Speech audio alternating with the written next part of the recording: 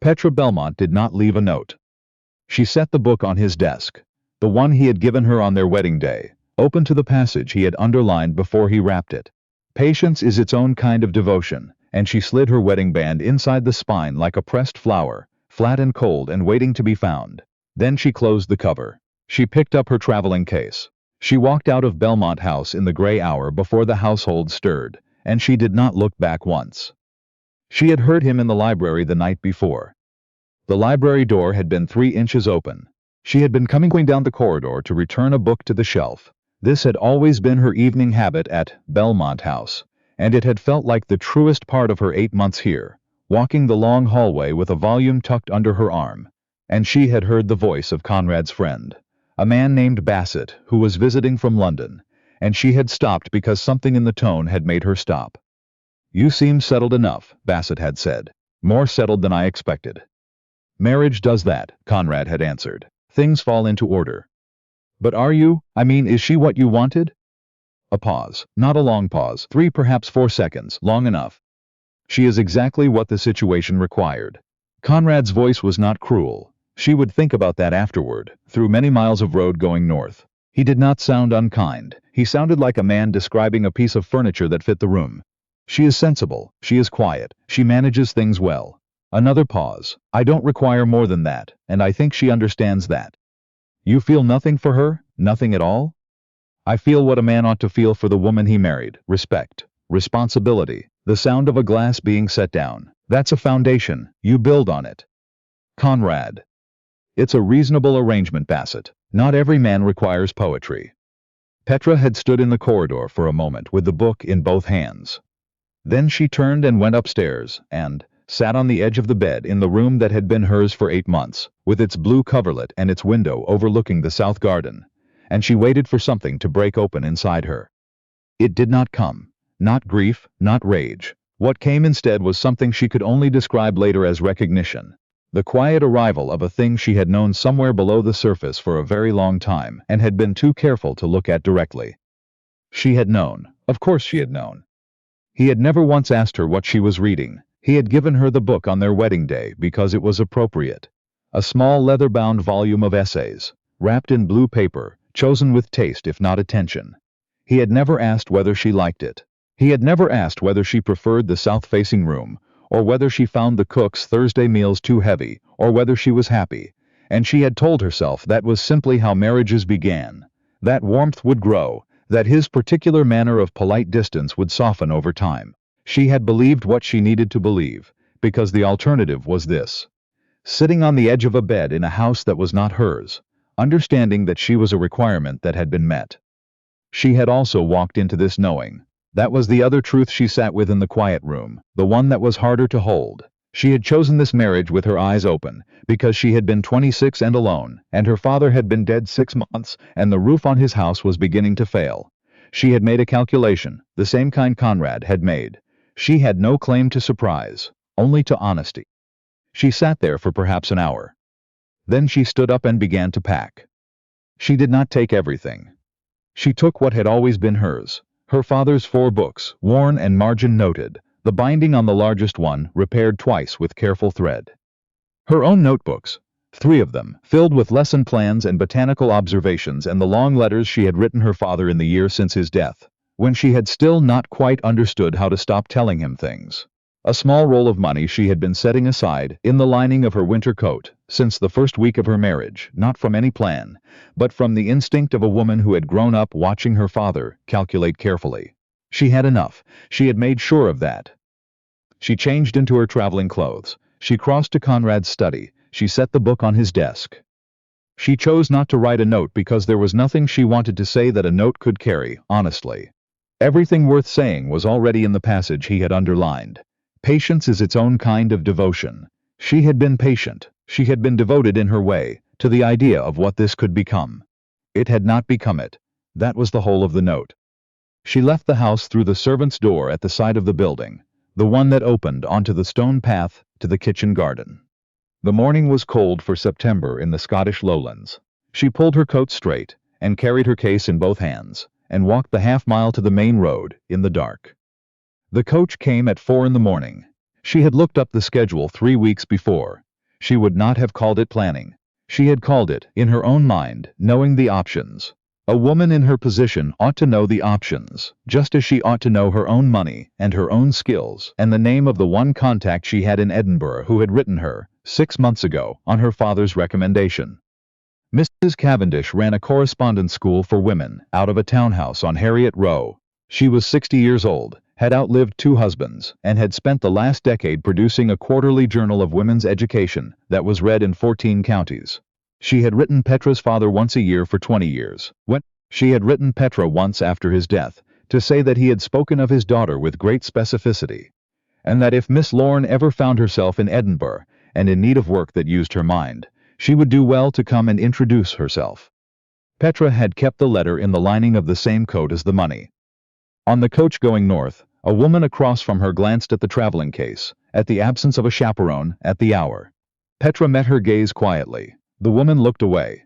Petra had been practicing that look for a long time. She had learned it from her father, who had used it to quiet a room of 30 children. She found it worked equally well on adults who had no actual authority over her. She arrived at Harriet Row at 10:30 on a Thursday morning and knocked on the door. Mrs. Cavendish opened it herself. She was smaller than the letters had suggested. A compact woman with silver hair cut short and an expression that assessed things and people quickly and without pretense. She looked at Petra. She looked at the case. "Miss Lorne," she said. "Mrs. Cavendish, I apologize for arriving without. You wrote 3 weeks ago." The letter said, perhaps October. "It's September, but that's a distinction I'll overlook." She stepped back from the door. "Come in. You look like someone who has been traveling since before sensible people are awake, which means either you have very good reasons or very poor judgment, and your father said you had neither flaw." She turned into the hallway. "I have coffee." "Thank you," Petra said, and stepped inside. The weeks that followed were the first in 2 years that felt entirely like hers. Mrs. Cavendish's household ran on the principle that work was its own form of dignity, and that women who wished to be taken seriously were obligated to be serious. Petra found her footing within the first week. She taught grammar and composition to 3 correspondence students, who came in person on Tuesdays and Thursdays. She helped edit 2 articles for the journal. By the end of the second week, Miss Cavendish had stopped hovering and started giving her harder work. "You teach well," Mrs. Cavendish said one evening, after the last student had gone. "Not all women who know a thing can teach it. You can reach someone who is frightened of their own intelligence." She poured more coffee. "Your father mentioned that." "He taught me how," Petra said. "He believed the most useful thing a teacher could do was make the student feel the knowledge belonged to them." He will pause. "And your husband?" Petra looked at her cup. "He's a competent man," she said. "He runs a good estate. He'll manage." Mrs. Cavendish was quiet in the way of a woman who had learned that the most useful thing she could do was make the silence available, without requiring it to be filled. "When you're ready," she said, and went back to her journal. Back at Belmont House, it was Betsy who found the study. Betsy had been housekeeper at Belmont House for 14 years, and had a housekeeper's particular gift for reading the state of a room before fully entering it. She came to set the fire at 6:30 and knew before she saw the book that something had changed, because the quality of the room's silence was different. Not the silence of a room empty overnight, but the silence of a room from which something had been deliberately removed. She saw the book. She saw the wedding band in the spine. She stood in the doorway with the fire tongs in her hand for a long moment. Then she set them down very carefully and went to find Mr. Belmont. Conrad was at his desk in the East Room, already dressed, already at work, because Conrad was always already at work. He followed Betsy to the study without asking why, which told her more than anything else could have. He crossed the room and picked up the book. The ring fell into his palm, small and cold, and he stood there with it, in a way that was difficult for Betsy to watch. The way a man stands when something has happened that he did not expect, and did not know enough to expect, which is in some ways worse than any other kind of shock. "Her traveling case is gone," Betsy said. "Her coats, her father's books. She's taken what was hers, sir, and left the rest quite tidy." He turned the ring over in his hand. The gold caught the morning light from the east window. "Thank you, Betsy," he said. His voice was level, not anger, not grief, just level, in the way of a man who does not yet understand what he is feeling, because he has not yet found the right words for it. He opened the book. He read the passage he had underlined. He stood for a long time reading those words, as if he had never read them before, as if they meant something entirely different than they had the day he chose them. Then Bryn appeared in the doorway. Bryn was 14, and she had the particular gift of being the only person in Belmont House who had ever made Petra genuinely laugh, which she did without trying, simply by saying what she actually thought at the moment she thought it. She had been at the breakfast table when Betsy went to find her brother, and she had followed because she had learned early that events at Belmont House became comprehensible much faster if you were present for them. She looked at the book, she looked at the ring, she looked at her brother's face. "She's gone," she said, not a question. "Yes. Because of last night." Conrad looked at her. "I heard it too," Bryn said simply. "The library door was open. I went to tell her about the fox I saw in the south garden, and I heard what you said to Mr. Bassett, and I went back to bed without saying a word to her. I've been regretting that since approximately midnight." She came into the room and stood in front of his desk with the directness of someone who has already decided she will not be managed away from this conversation. "She is the best thing that has happened in this house in a very long time. She taught me more in 8 months than 3 governesses and 2 terms at boarding school combined. And she was the only person here who talked to me as though what I thought about things was worth knowing." She pressed her lips together. "What you said about her was wrong. Not wrong as in untrue exactly, because maybe you believed it. Wrong as in incomplete. You described her the way you'd describe a piece of equipment that worked well. She is not equipment." "Bryn. I know. I am 14 and this is not my conversation." She turned to go. At the door she stopped, deliberately, the way she had watched Petra stop, not from indecision, but from the decision to add one more thing. "She said something to me once. She said the difference between knowing a person and knowing about a person is attention. You have to pay attention." She looked at him steadily. "You weren't paying attention, Conrad."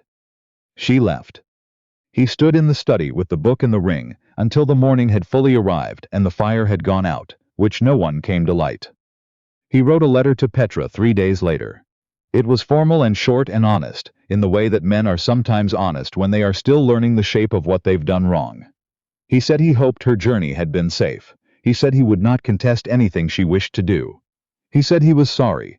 He said it once plainly, without elaboration. The letter arrived at Harriet Row on a Tuesday. Petra found it when she came in from the afternoon session and stood at the hall table and read it standing up, her coat still on. It was honest, she thought. That was something. It was not enough, but it was something. She wrote back in 3 sentences. She said she had arrived safely. She said she was well and working. She said she bore him no ill will, and that this was the truth, and that she intended to keep it that way. The correspondence became a rhythm, irregular and careful, at first, her letters measured, his, increasingly less so. He told her things she hadn't expected him to tell her. He wrote about an argument with his land manager that he now thought he had gotten wrong, and about how he had gone back and said so, which was, he admitted, not his instinct. He wrote about Bryn, who had refused to return to boarding school on the grounds that she could learn more by correspondence, which she pointed out was exactly the method Petra worked for. So the principle was clearly sound. He wrote about a book that had bothered him in a way he couldn't quite explain, and instead of setting the feeling aside, as he would previously have done, he had written it down, and was apparently now writing it to Petra. She read those letters at the table in Mrs. Cavendish's back sitting room after the day was done. She held each one longer than the reading took. She wrote back about her students, about a lesson on the subjunctive that had gone unexpectedly well, about Mrs. Cavendish, who had told Petra she had too many opinions about paragraphing, and then quietly accepted every change Petra suggested for the next journal issue. She wrote about the work and what it was becoming. The school had more students than it had had in 3 years, and Petra had been given the title of head of instruction, which came with a small raise and a great deal of responsibility, both of which suited her exactly. In November she received a letter from his mother. Mrs. Belmont's letter was short and civil and requested a conversation, in person, at a mutually agreeable location. Petra thought about it for a week. Then she wrote back and proposed Edinburgh on her terms, and she was not surprised when Mrs. Belmont agreed. They met at a tea room on George Street on a Wednesday afternoon. Mrs. Belmont arrived first, which told Petra something. She was a composed woman, precisely dressed, with Conrad's same habit of extreme stillness. She looked at Petra across the table for a moment and then said something Petra had not prepared for. I arranged the match, she said, between you and Conrad. I did it because the estate required a certain kind of management, and I believed you would provide it. And I treated that as sufficient reason. She set her cup down. I did not consider whether it was a reason that concerned you at all. Petra looked at her. I am telling you that I was wrong, Mrs. Belmont said. I offer it not as an excuse, as the accurate account of what occurred. Why are you telling me this now? Because my son has changed in ways I did not predict, and I find I owe you honesty about my role in what came before. She chose her words carefully, in the way of someone who has been thinking about them for some time. He has been paying attention lately. To Bryn, to his people on the estate, to what he says and whether it is true. A pause. He was not doing those things before. It was the closest thing to an apology she was capable of, Petra thought. It was also more than Petra had expected. She sat with that for a moment. Thank you, she said finally, for coming. Mrs. Belmont nodded once. After a moment she said, Bryn tells me you've been corresponding. She's been sending me botanical sketches, Petra said. Her technique is improving. Something moved at the edge of Mrs. Belmont's expression, not quite a smile, but related to one. She draws them on whatever paper she finds. 2 arrived on the backs of estate receipts. I know, Petra said. I found the arithmetic quite interesting. They sat together for another 20 minutes. It was not comfortable in the way warmth is comfortable, but it was honest. And Petra had long ago learned that honest was the thing worth building on. Bryn arrived at Harriet Row on a Thursday morning in January without any warning whatsoever.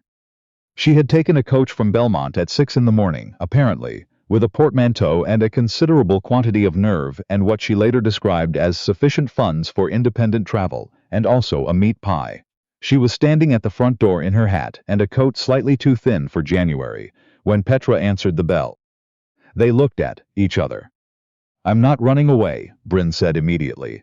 I want to be clear about that. What are you doing then? I am visiting you. The distinction is important. She lifted the portmanteau. I've written Conrad to tell him I'll be back by Sunday. I thought if I'd written sooner, he might have tried to stop me. Petra stood back from the door. Come in before you freeze. Bryn stepped into the hallway of Harriet Row and looked around at the bookshelves and the typewriter on the table and the students' papers stacked in careful order. And she had the expression that Petra had always recognized on her, the one she made when she was adding something to her permanent understanding of how the world could be arranged. This is what you're building, Bryn said. Yes. It's very good. She took her hat off. Conrad subscribed to the journal Mrs. Cavendish publishes. He thought I wanted it. I didn't ask him to. She looked at Petra steadily with the directness that had always been one of the things Petra found most remarkable about her. He thinks about you all the time. I'm not telling you that to make you feel anything. I'm telling you because it's the truth, and you deserve accurate information. Bryn. He sacked the land manager, the one who had been underpaying the farm workers for 3 years. He went through the accounts himself when he found out, and he didn't pretend he hadn't known something was wrong. She sat down on the bench in the hallway without being invited, which was entirely in character. He told the truth at a neighbor's dinner when someone spoke badly of you in front of him. Not dramatically, just said it wasn't true and moved on, but he said it. She folded her hands in her lap. He's not perfect, he's better. There is a difference, and I thought you should know it from someone who lives with him. Petra sat down beside her. You came all this way in January, she said. The meat pie was very good, Bryn said. Also, yes, I wanted you to know, and I wanted to see this. She looked around again. I want to do what you do eventually. Teach, write, make something that doesn't disappear. A pause, quieter than her usual register. You showed me that was possible. I don't think you knew you were doing it. That's the best kind of teaching.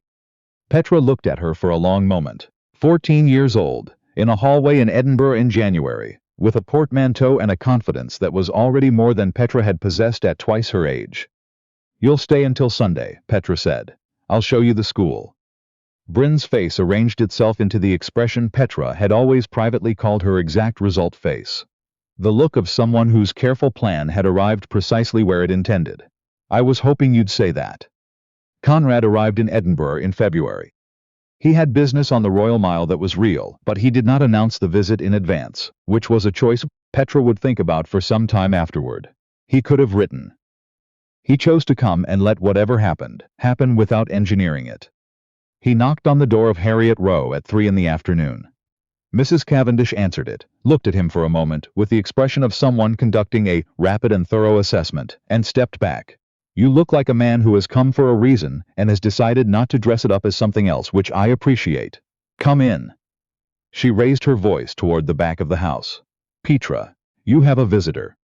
Petra came through from the workroom, with her sleeves rolled to the elbow and a pen still in her hand, and she stopped in the doorway, and neither of them said anything for a moment. He was thinner than he had been. He was looking at her differently than he had ever looked at her at Belmont House. Not through her, not past her, but at her, with a quality of attention she had only read about before, and had stopped believing, was a real thing that actually happened between real people. "I should have written first," he said. "I know that." "Why didn't you?"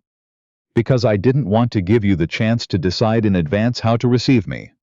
That's honest if not entirely considerate, and I thought you would prefer the honest version." She looked at him. A slow, thorough assessment, the kind she gave to things that mattered. "Come in," she said. "I'll put the kettle on." They talked for 2 hours in the back sitting room while Mrs. Cavendish found reasons to be elsewhere, and the afternoon light moved across the bookshelves.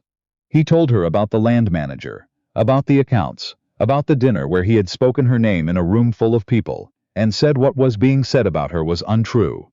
He did not say these things to impress her.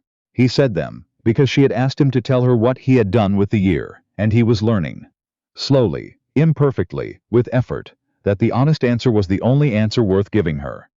She told him about the school, about Mrs. Cavendish, about Bryn's visit in January, which made him close his eyes briefly, and say of course she did in a tone that contained something complicated and fond in equal measure. Then she told him about the book, the one she had left on his desk. "I know that passage now," he said quietly. "Patience is its own kind of devotion. I've read it more times than I can count." He looked at his hands. "I think I underlined it because I believed patience meant waiting without change, the orderly management of a situation until it resolved on its own." A pause. "I understand now that it doesn't mean that." "What does it mean?" she asked. "Paying attention," he said, continuously, without the expectation of return. The room was very quiet. Outside, a carriage passed on the street. Somewhere in the house, Mrs. Cavendish's filing cabinet opened and closed with more deliberation than was strictly necessary. "I am not asking you to come back," he said. "I want to be clear about that. What you have built here is yours, and it should be yours, and I would not ask you to diminish it by an inch." He met her gaze directly. "I am asking whether there is anything of me that you are willing to receive, a continued correspondence, a chance to demonstrate something over time. Whatever you are willing to give, I will not mistake it for more than what it is." She looked at her hands. She looked back at him. "You came without writing first," she said. "Yes." "You knew I might turn you away at the door." "Yes." "That's not something you would have done before." "No," he said, "it isn't." She thought about Bryn in the hallway in January, sitting with her portmanteau and her meat pie, and her unshakable conviction that the truth was worth traveling for. "He's better. There is a difference." She thought about a tea room on George Street and Mrs. Belmont setting down her cup and saying, "I was wrong," in those exact words. She thought about the book on the desk, the ring in the spine, the passage she had used to say everything she couldn't put in a note. She had built something here, something real and hers, and earned with her own hands and her own mind, and no one else's permission. That would not change. She had already made sure of that. The question was, whether something could exist beside it, without diminishing it. "All right," she said. He went very still. "A correspondence. A chance to demonstrate something over time." She held his gaze steadily. "I will be watching what you do, Conrad, not because I distrust you. Because it matters, and the things that matter deserve attention. You told me that yourself, even if it took you some time to understand it." "I know. And Edinburgh is my home." She did not waver from this. "The school is mine. Whatever we build, if we build anything, is built around those two facts, not the other way around." "Yes," he said, without a pause, without qualification. She noticed the without a pause. She picked up her pen from where she'd left it on the table. She went back to her work. He stayed another hour, talking about smaller things. The publishing work on the Royal Mile, a book he thought she might want to read. Something Bryn had said last week that had made him realize he'd been overlooking something for years. He talked the way he had begun to write letters. less efficiently, saying things before he'd fully decided whether they were worth saying, which she had come to understand was not a failure of his thinking, but the mark of someone who had stopped arranging himself in advance. When he left, he paused at the door. "The book," he said. "I've kept it on my desk since September. I've moved everything around it. I haven't been able to move it." She looked at him. "I don't know how to explain that exactly," he said. "I only know it's true." She thought about a man standing in a study with a ring in his palm, and a long winter of learning what he'd had and failed to see. She thought about the difference between a man who knows a thing and a man who has finally understood it. "I know what it means," she said. She closed the door gently behind him. In the back sitting room, Mrs. Cavendish had returned to her chair with a cup of coffee and the expression of a woman who has witnessed something significant and has the decency to pretend she hasn't. "Well," she said. "Well," Petra agreed. "He has the look of a man who learned something the hard way." Mrs. Cavendish drank her coffee. "That is not the worst kind of man." "No," Petra said, "it isn't." She sat down at the table. She pulled her work toward her. She was behind on the corrections for Friday's lesson, and she intended to finish them before dark, because her students deserved the full return of her attention, and they would have it. Outside the window, Edinburgh was grey and cold and exactly itself, and the school on Harriet Row was open, and the work was good, and Petra Lorne, who had walked out of one life in the dark before's books, and a roll of money, and a letter she had kept in the lining of her coat, was exactly where she had chosen to be. She picked up her pen, she began to write.